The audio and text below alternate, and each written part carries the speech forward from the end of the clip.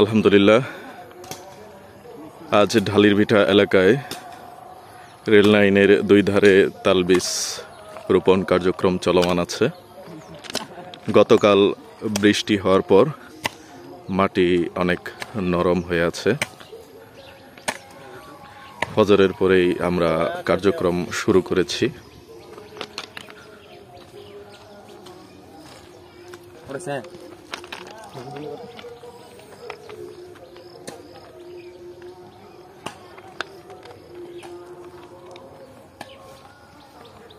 আমাদের ইচ্ছা আছে এইভাবে জামালপুর ঝিনাইবিজ পর্যন্ত যাওয়ার, যদি আল্লাহ তৌফিক দেন এবং সকলের সহযোগিতা থাকে।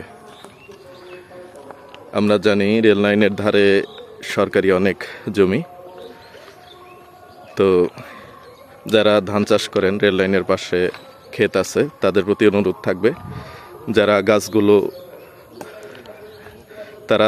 গাছগুলো যেন রেখে দেন। আগামী বছর যখন গজাবে যেন কেটে না ফেলেন।